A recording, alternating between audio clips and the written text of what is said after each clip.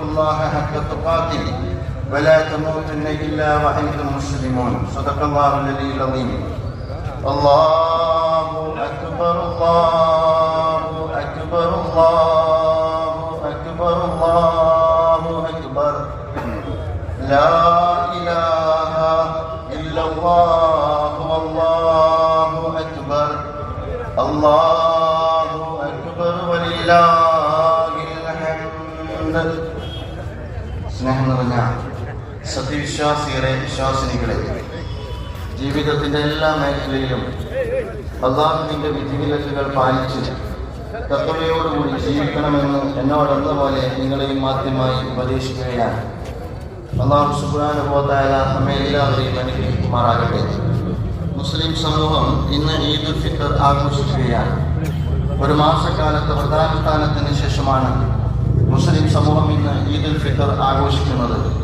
കഴിഞ്ഞ ഒരു മാസം നമ്മൾ പ്രാർത്ഥനയിലായിരുന്നു, നമസ്കാരത്തിലായിരുന്നു, നോമ്പിലായിരുന്നു. അതോടൊപ്പം തന്നെ പാതിരാവുകളിൽ പടച്ചറബുമായുള്ള മുനാജാത്ത് നാം നടത്തിക്കൊണ്ടേയിരിക്കുകയായിരുന്നു. ഒരു വർഷത്തെ ജീവിതത്തെ ഓഡിറ്റ് ചെയ്ത് ആത്മപരിശോധനയോടുകൂടിയാണ് നാം നമ്മുടെ ആരാധനകളെല്ലാം നിർവഹിച്ചത്. നിങ്ങൾ ശ്രദ്ധിക്കുന്നുണ്ടാകും, മഹാനായ പ്രവാചകൻ റസൂലുള്ളാഹി സ്വല്ലല്ലാഹു അലൈഹി വസല്ലം നോമ്പിനെ കുറിച്ച് പറയുന്നിടത്ത്, അതുപോലെ തന്നെ നമസ്കാരത്തെ കുറിച്ച് പറഞ്ഞിടത്ത്, മൻ സ്വമ റമദാന ഈമാനൻ വഹ്തിസാബൻ, മൻ ഖാമ റമദാന ഈമാനൻ വഹ്തിസാബൻ. യാന്ത്രികമായ ഒരു കർമ്മമല്ല നമ്മൾ നിർവഹിച്ചത്. വളരെ മുൻവിചാരത്തോടുകൂടി സ്വന്തം ജീവിതത്തെ ഓഡിറ്റിങ്ങിന് വിധേയമാക്കി ആത്മപരിശോധനയോടുകൂടിയാണ് നമ്മൾ ഓരോരുത്തരും വ്രതമനുഷ്ഠിച്ചത് എന്ന് നമുക്ക് കാണാവുന്നതാണ്. ആ അർത്ഥത്തിൽ കഴിഞ്ഞ ഒരു മാസം എന്ന് പറയുന്നത് ആത്മസംസ്കരണത്തിന്റെ നാളുകളാണ് നമ്മൾ ഓരോരുത്തരും പിന്നിട്ടത്.